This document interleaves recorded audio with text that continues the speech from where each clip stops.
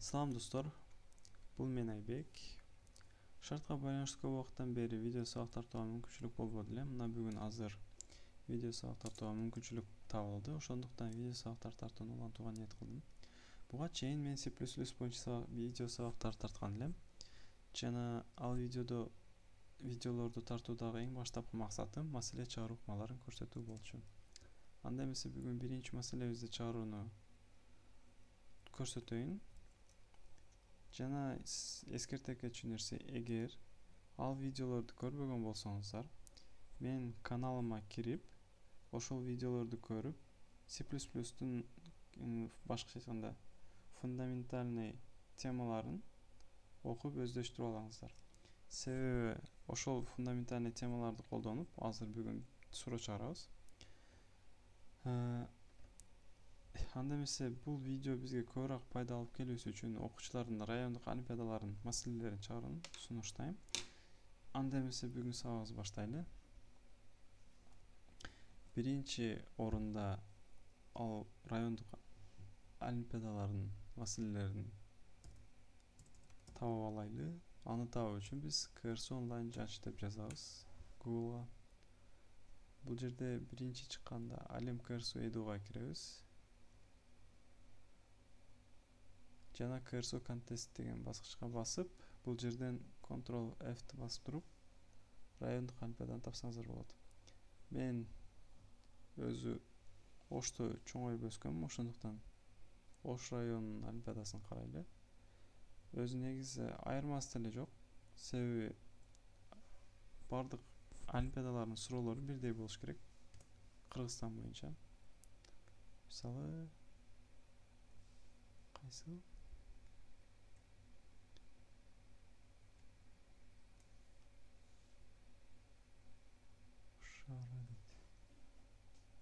Райондан өтүп кеттик окшойт го. Ош шаары району биринчи күн дейт. Анда эмесе биринчи күндүн суроосун ачып көрөлү.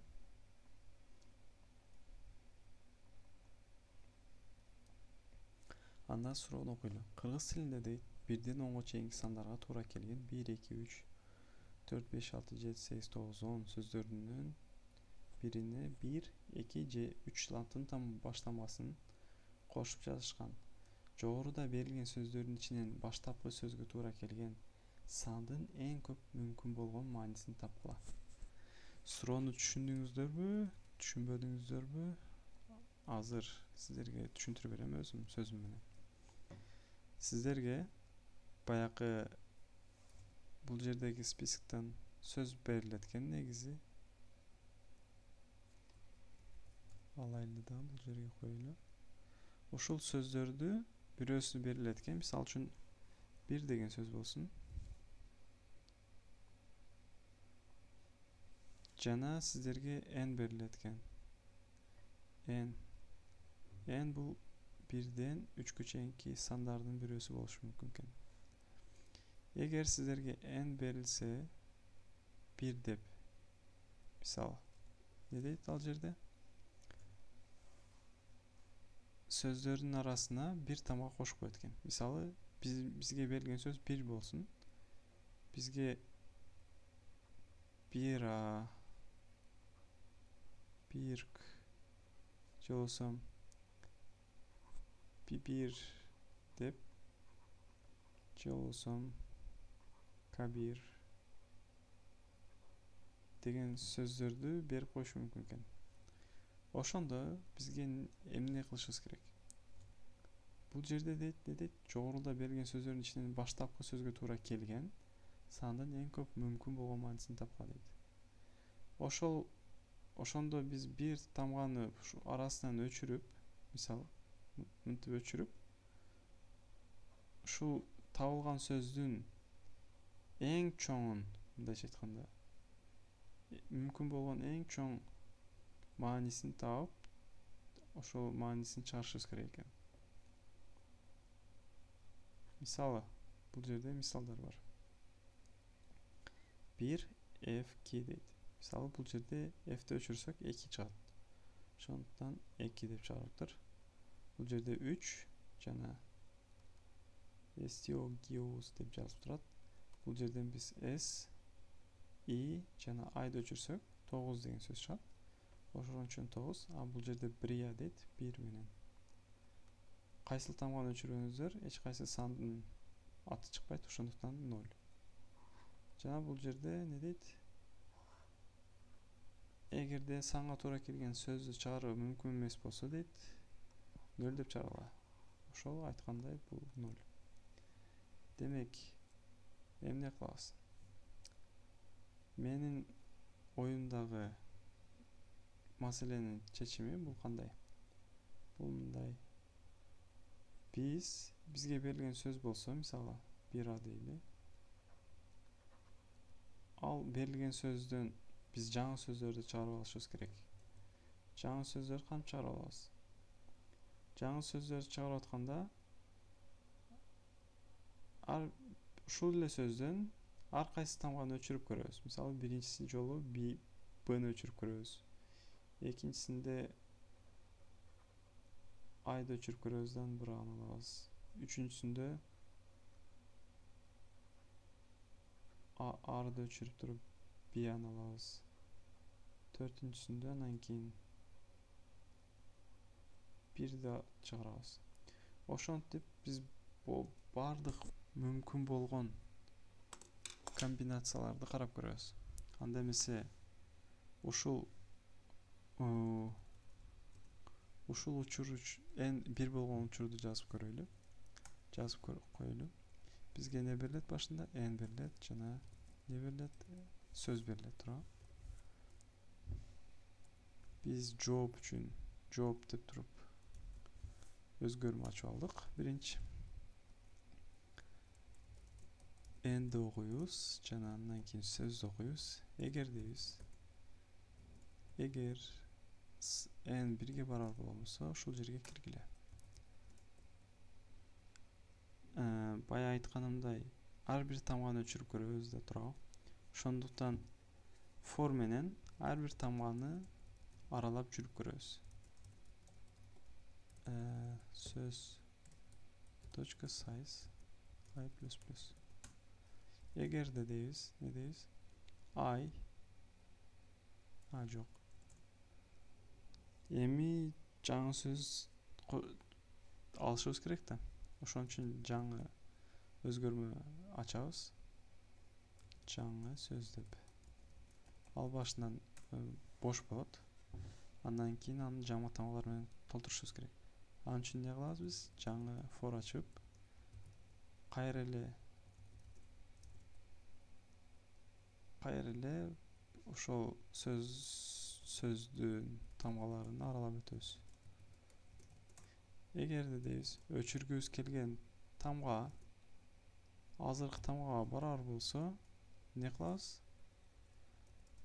Башкача айтканда, өчүргүбүз келген тамга азыркы тамгага барабар эмес болсо гана ал тамганы жаңы сөзгө кошобуз, туура. Ошол жаңы сөз плюс азыркы тамга. Ошентип туруп биз не алдык? Жаңы сөздөрдү алдык баарын. Мисалы, бул жерде FK деген сөздү алайлы. Тестти.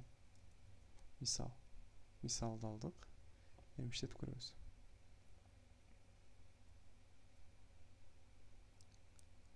FK, EK, FI, FK.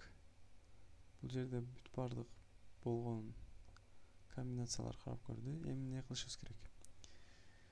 Эми бизге берилген сөздөрдү, биз алган жаңы сөздөрдү бизге берилген сөздөр менен салыштырышыбыз керек. Аны кантип оңой жол менен карасак болот? Мисалы, мындай кылайлы. Бул жерде стрингдердин array'ini ачып алайлы. Мисалы, сандар деп. Канча? 11. Размери 11 болгон массив array ачтык. Жана ичине бардык сөздөрдү кошуп коебуз. Булар string болгондуктан эмне кылабыз? Stringдерди тырмакчалардын ичине алабыз. Туурабы?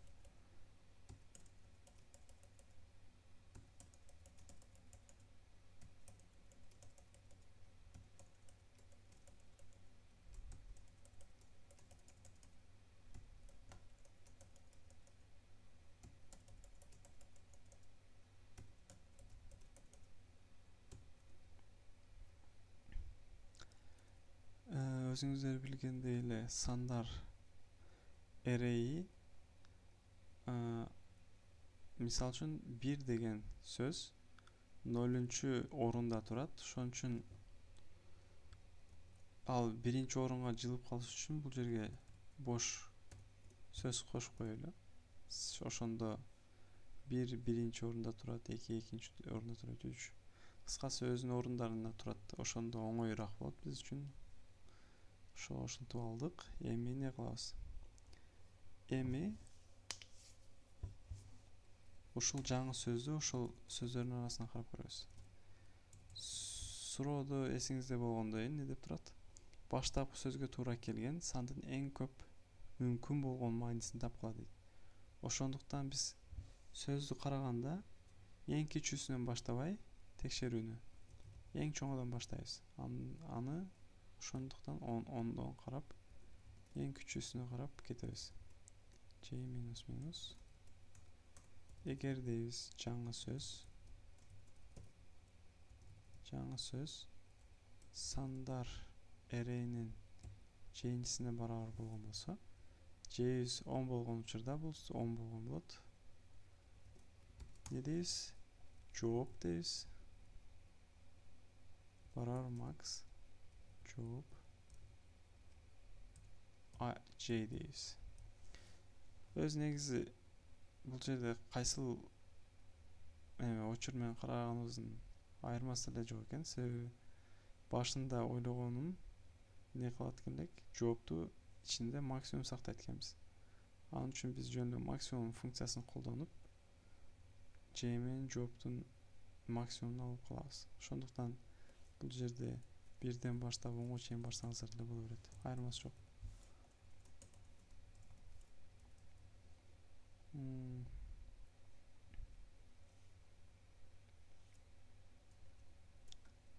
Жаңы сөздөрдүн чыгарууна кереги жок.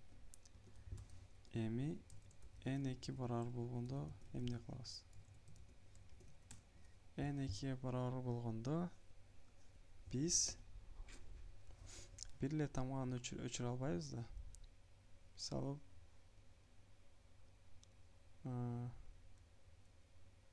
бизге берилген мисалды карайлы. F2 эле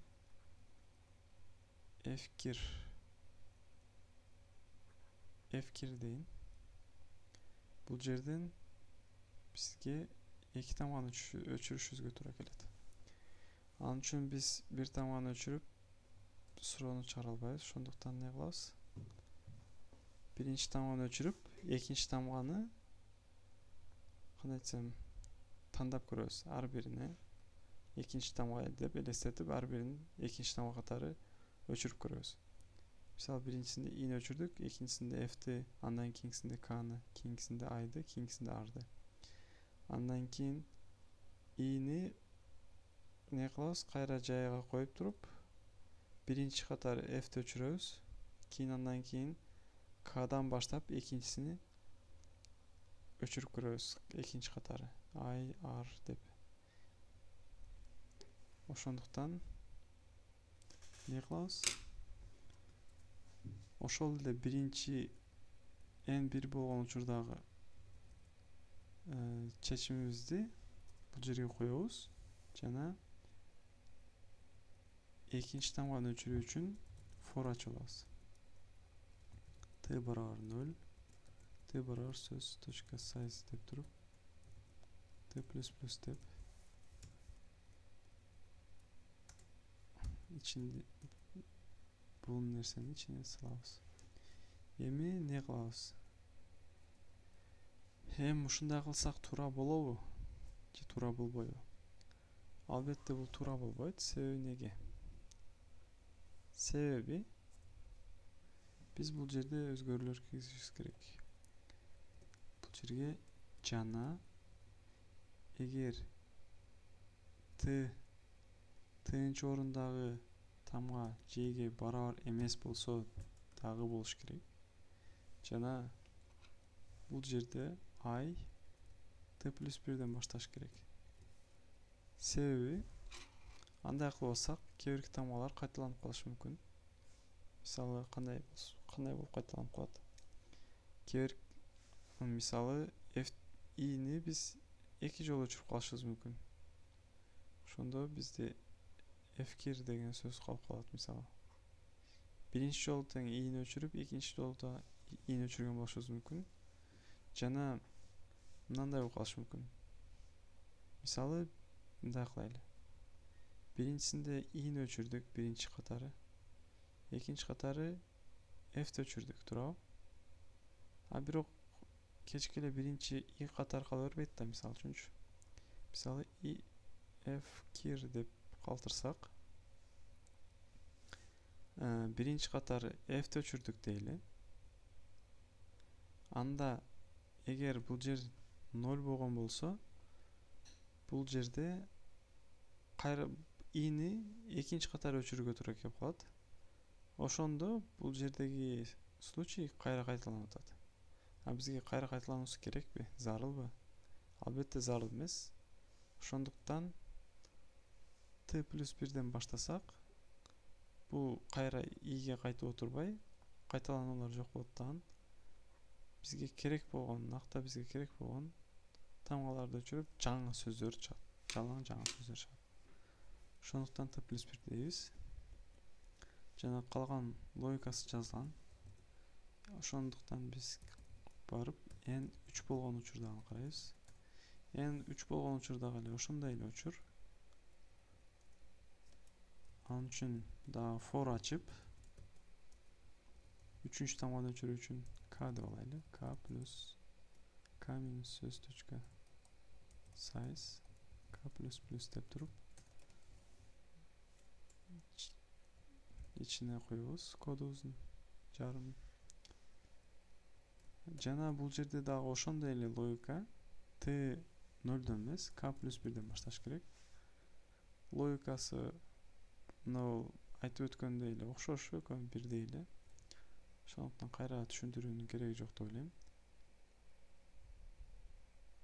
Эми тесттерди берип текшерип көрөбүз. Бул жерде тест бар экен.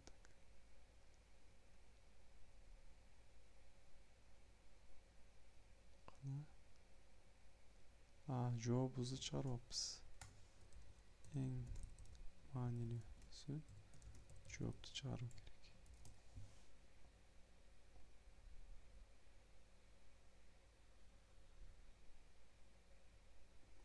Өзүңүздөр көргөндөй жоопту туура чыгарды 2 деп. Эми экинчи тестти берип көрөбүз.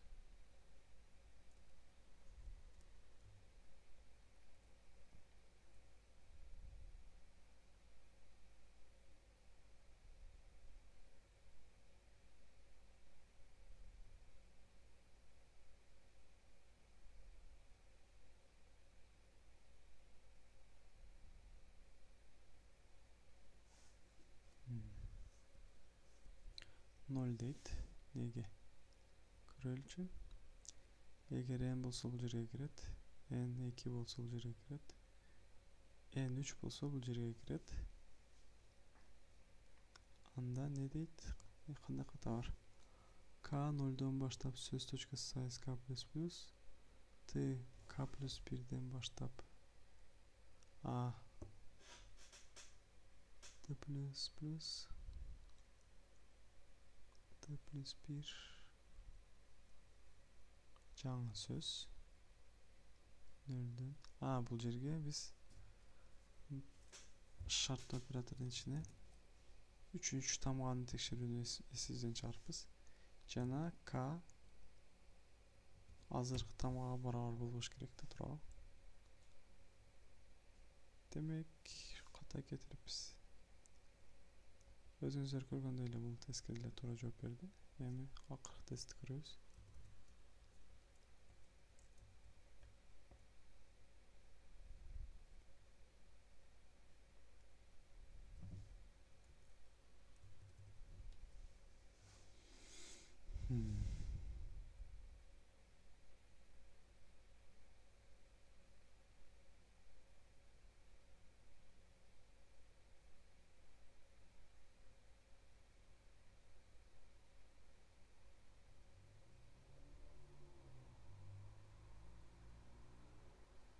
Өзүңүздөр көргөндөй эле туура жооп чыкты. Эми бул суроону жөнөтүп текшерип көрсө болот. Бул суроону табууда Curse Online жачка басып туруп, ушул баракчага киресиздер. Бул жерден суроонун атын, мисалы бул жерде очищение деп турат. Суроонун атын копировать этип, Ctrl F басып тапсаңыздар болот. Көргөнүңүздөрдөй суроонун номери 7456. Ушул номерди копировать этип, же болбосо эместеп калып, эң жогоруга чыгып, Submit Solution'га киресиздер. Жана бул жерге коюп, бул жерге сурооңуздардын чечимин коесуздар. Андан кийин Send Solution деп бассаңыздар, суроону текшере баштайт. Азыр көрөбүз. Compiling дейт. Текшерүүнү баштап атат секинден. Кодубузду секин текшере баштап атат. Өзүңүздөр көргөндөй эле сурообуз 100 упайлык болду. 100% чыкты. Демек, суроону чыгардык. Эми ошол олимпиадага кирип, результаттарын карап көрөлүчү, кандай жазышыптыр. Өзүңүздөр көргөндөй эле биринчи күнү канча? 2 бала, 2 окуучу суроону 100%га чыгарыптыр. Биринчи суроосун. Бирөөсү 50%га чыгарыптыр. Калгандары 0-дөн алышыптыр. Демек, суроону чыгарганыбыз көп окуучуларга пайдалуу болот деген үмүттөмүн. Кийинки сабакта бул жерде бул жерден экинчи суроону чыгарууга аракет кылабыз. Бул жерде кандай суроо экен көрөлүчү. Көп бурчтуу түзүү деген суроо экен. Ушул суроону чыгарып көрсөтөм. Анда эмесе кийинки сабакта көрүшкөнчө, эгер бул суроо боюнча, маселе боюнча сурооңор кабыл калган болсо да, комментарийге жазып калдыргыла. Ошону менен бүгүнкү сабагыбыз аяктады. Жана эгер бул суроолор сиздерге жакпай, башка суроолорго сунушуңуздар болсо, аны деле комментарийде жазып калтырсаңыздар болот. Ошо менен бүгүнкү сабагыбызды аяктады. Эгер бүгүнкү сабак сизге жакса, классты басып, тааныштарыңыз менен бөлүшүүнү унутпаңыздар. Анда эмесе кийинки сабакта көрүшкөнчө.